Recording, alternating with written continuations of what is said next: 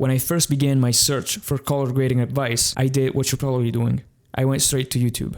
The more tutorials I watched, the more confused I became. Because every video promised a cinematic look, but nobody ever explained why you should use a certain technique or not. So all I found were step-by-step recipes, but the actual thinking involved behind those choices was always missing. I remember sitting there watching someone drag sliders and copy-paste LUTs and feeling totally lost, like I was missing a secret language that everyone else just got.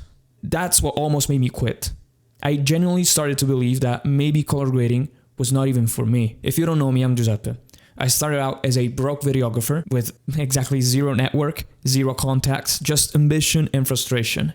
Now I'm a remote colorist, working with clients all over the world. Today, I want to share everything I wish someone had told me when I was in your shoes, so you don't waste months or even years stuck in the same confusion. If you ever felt lost, overwhelmed, or like everyone else just gets it, this is exactly the video you've been waiting for. The goal of this video is to make color grading simple. Okay, very simple to understand.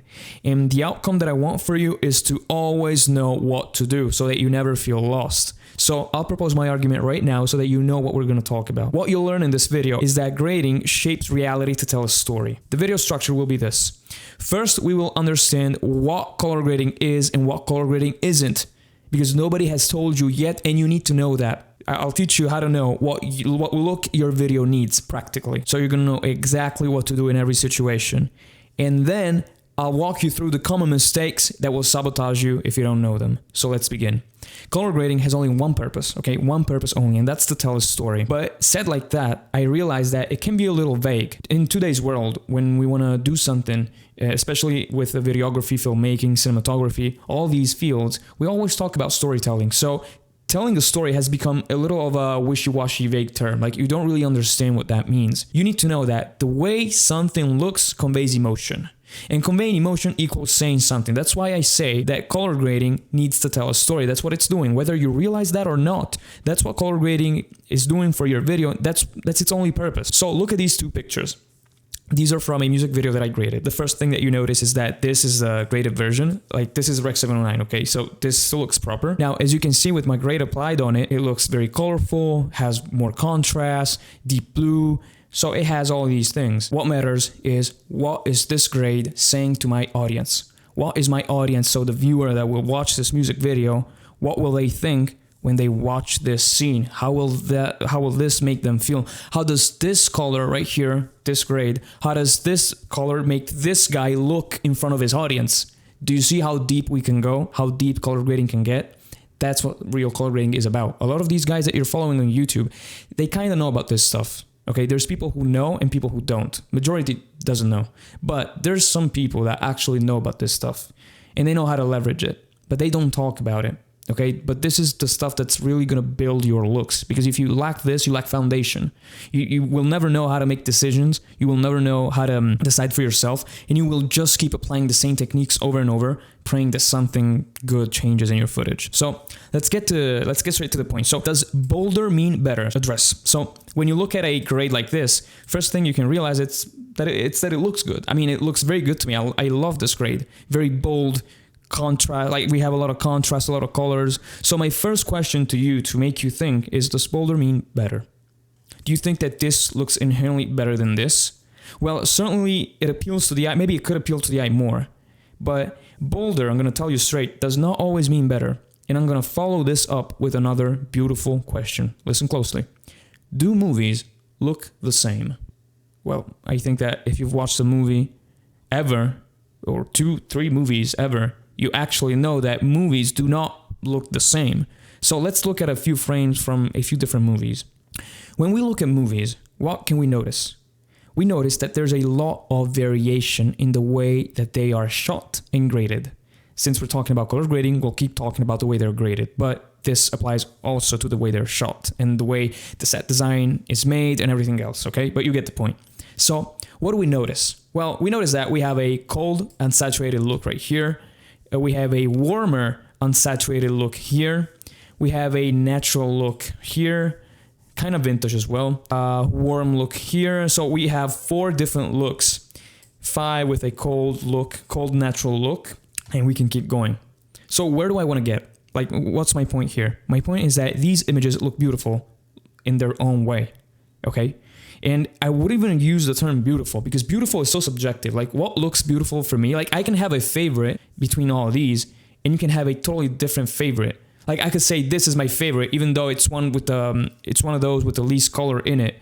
And you could be like, Giuseppe, what are you saying? Like, I thought you were going to say, like, John Wick looks beautiful. Look at the colors. Look at the contrast. Yeah, but maybe I like this more because beautiful is subjective. So when we talk about color grading, we shouldn't even be looking at it like, does it look beautiful? No. We should be looking at it like, does it serve the shot? Does it serve the purpose? Because remember, the way something looks conveys emotion. So we need to... Where do you want to learn grading from? Do you want to learn grading from movies where color grading really needs to get the job done? Or do you want to learn color grading from YouTube videos that, travel YouTube videos? I don't know. I want to take my grading from the real pros. And that's what I learned. That's what really stepped up my own game. Okay. That when I started studying movies and not YouTube videos. So what can we learn? We learn that everything can look proper. Okay. In different ways though. So you should be prepared to be good at color grading. So my argument, the outcome that I want you to have is know what to do always.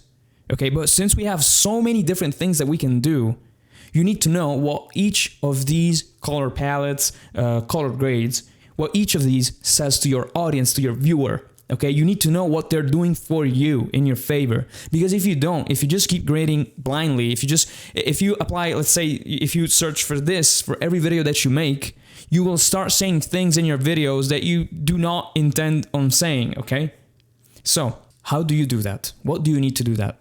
Well, the answer is a grading compass. A grading compass is just a fancy way of saying that we need to rationalize colors with words. So we deconstruct everything. The less experienced you are at something, the harder it is to follow broad concepts. What does it mean? It means that you can tell me, make this scene, make it feel sad. Okay, like it needs to say like, this is sad, the character is sad. I need to feel sad when I watch it. Okay, and I can follow through. I know how to do it.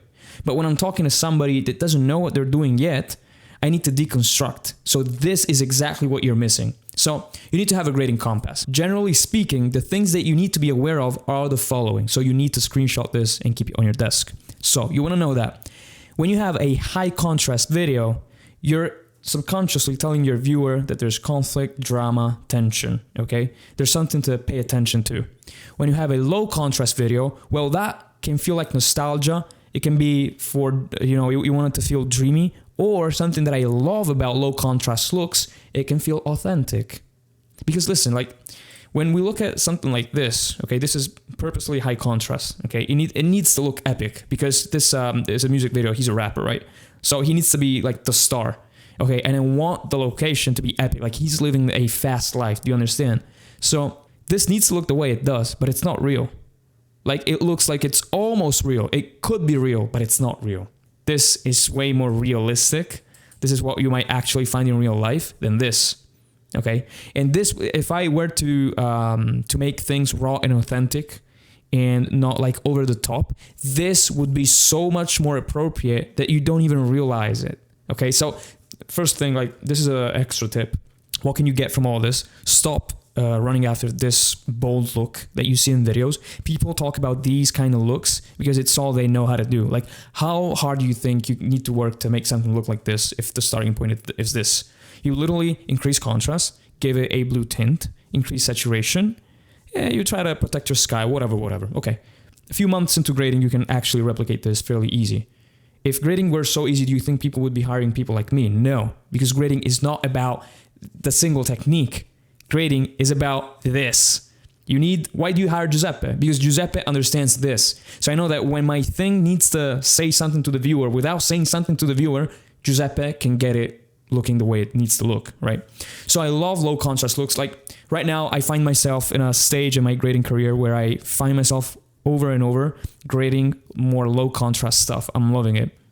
Warm tones usually communicate comfort, but they can communicate different things as well. I don't know. This is way warmer than this. They're both low saturation, high contrast looks. But does this communicate comfort to you? No, not necessarily. So everything needs to be contextualized. That's why I told you this is one part of the puzzle, okay? It goes even deeper than this. But to keep it short, this is what you want to do. Like, this is what you want to have to have a quick blueprint. Cool tones usually make us feel distant, and this is a very cool thing. We need to talk about exposure as well. So the way your video is lit can tell a lot. So high key lighting, so images that basically like this is high key lighting. This is the only example of high key lighting. Maybe this, you could have this as well. Anyway, so high key lighting, usually you use it for something like you're open, innocent, confident, okay? It communicates these emotions. Low key lighting, secret, fear, and intimacy. So it's basically the opposite. Now let's get to high saturation, low saturation. You've got vitality, pop, okay? So we can get back to this. Do you see how it makes all sense now that it looks like this? I wanted to make it feel better than reality itself. So high saturation, vitality, and pop. Do you see how it's all part of the same puzzle? A low saturation, sad, or realistic. I don't know. You can do this. So how do you use the grading compass? You pick from each one of these some things that you like about each. Okay, maybe high contrast, you like the, I don't know, maybe you don't want high contrast. So you're going to go low contrast. You're going to go authentic, okay. Comfort, okay, so it's going to be low contrast. Warm, then I want it to be confident, so it needs to be bright, but still low contrast. And it needs to have low saturation because I want it to feel realistic, okay. Then you know that you need low contrast, warm tones, high key lighting, and low saturation. There you have your look. Okay, as I told you, you can go deeper than this, and we could talk about this for hours, but I respect your time, so I'm just going to go ahead and keep going with my argument. So once you know about this, what you need to do is go straight to your software, look at your video, and ask yourself, what does my video need to say to my viewer? What is the story that I'm trying to tell? And how should I feel when I look at this inside of the story? Like when we contextualize it with the story. Do you understand? So if you get to DaVinci and you don't know what to do, you can go watch my DaVinci Resolve Guides playlist right now. It's free. You can go step by step for free. Or if you want to speed up the process, you can join my school for $50 a month and get mentored. The top link in the description real quick. Let's look at a few examples of when grading follows the why instead of the how. So this is from the same music video as before. Now, can you imagine what this would look like? Okay, this is a commercial.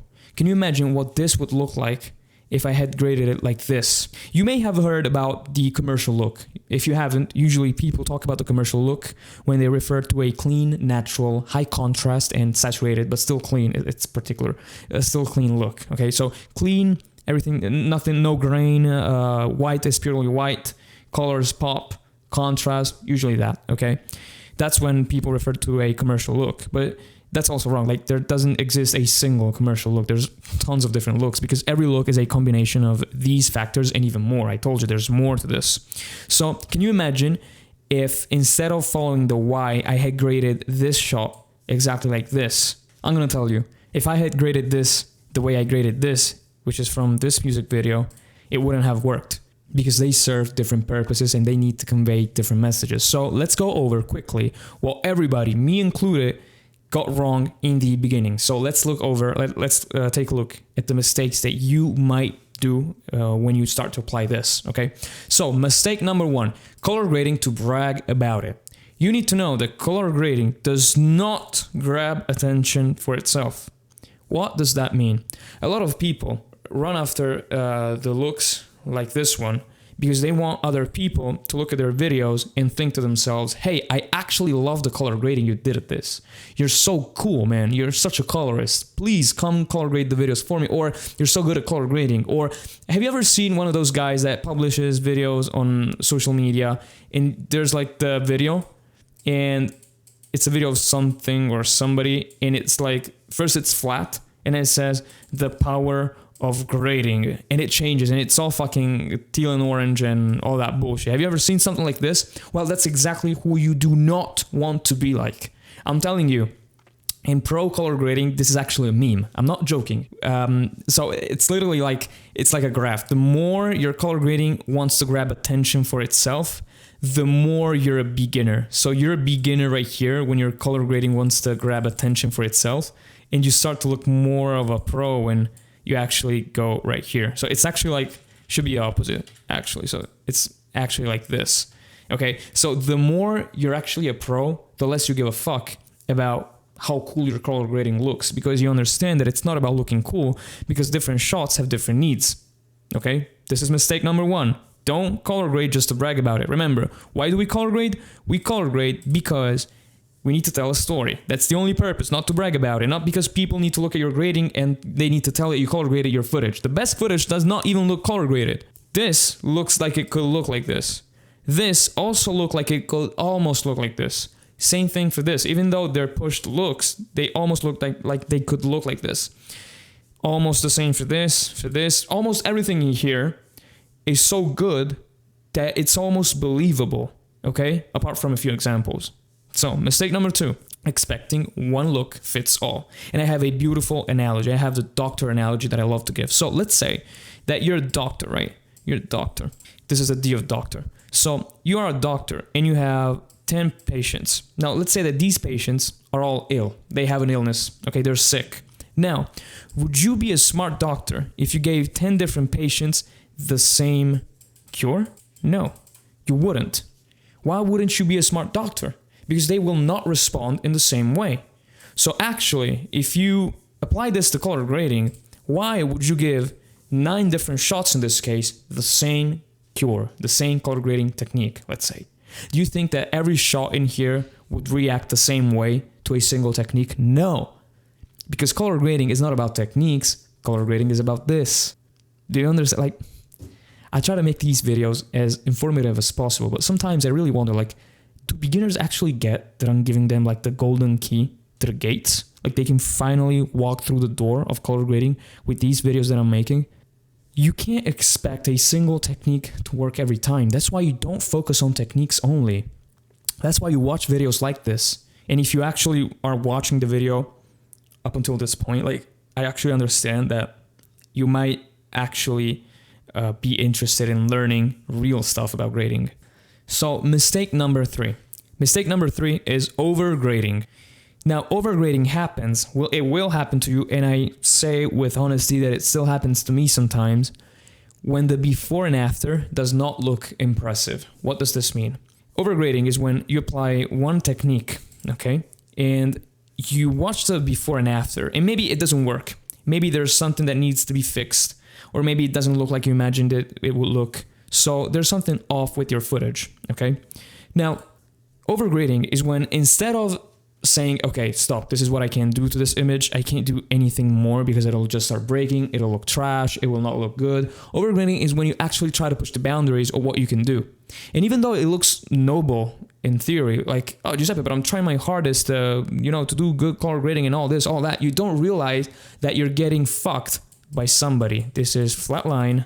Let me type that. Flatline Fred. Now, who is this guy? So this is the voice we all hear when we're color grading and when we feel a push to do something more. Flatline Fred is the guy that will destroy your footage, is the voice that you hear in your head that tells you, let's do more. How more cinematic can this look? How more can we do? And you never know when to stop. These are like, this is the situation when you start to get the doubts, when you actually start to go like, oh fuck, am I doing too much? Like, have I lost some sense? Like, have I lost my purpose? Do I not know what this clip needs anymore? So this is when it happens to you, and you've got to be prepared. Okay. So like the piece of advice that I have for you, if this happens to you, do not worry about the before and after looking impressive. Even if your before and after almost looks the same, keep going with it. Because if it looks the same, it might just be a reason, like it might just be that it was originally shot well for what it needed to convey. Do you remember? We need to tell a story with grading. Maybe it was shot so well that you don't actually need to do a whole lot to it. Like, do you think that in movies, they need to change everything all the time? Like, do you think that the color of this kid's skin is this way because of color grading or because of the way he's lit? Do you think that this yellow right here on his jacket is his jacket or is it color grading? Well, it's his jacket. Do you not see the way everything's lit? Look at this blue light on his hand. Do you not see that this is lit intentionally? So when you look at something like this, you realize, hey, actually, like a lot of the times, we don't need to do that much to the footage. I've had beautiful compliments on grading that I've done for DPs and directors when I did not even touch that much, but they loved it. So mistake number 3, as I told you, do not fear a before and after that doesn't look impressive, okay? Stay away from overgrading. It will fuck you over. So, when in doubt, okay, you should always ask yourself, am I grading to make a better video, which is good, or to feel like I'm doing something with my time? This is what you want to ask to yourself. Because when you ask this to yourself, you uncover everything and you realize, hey, I'm actually doing this for ego purposes because I want to feel like I'm color grading even though I don't know shit. Well, that's the problem. So to recap, always start with a story and use color to amplify emotion, not ego. Okay? Again, if you like this video, go check out my other guides, or if you want mentoring, a private community, a chance to work on practice footage, like footage that I have worked on, and to get live feedback from me, like I literally look at your grades and I tell you, okay, this is good, this is not good. Let's try to do something like this. Or what would you like to see in the next lesson? Like I really shape everything around your needs. If you'd like that, again, costs just $50 a month, man. How much do you value your time? God bless you.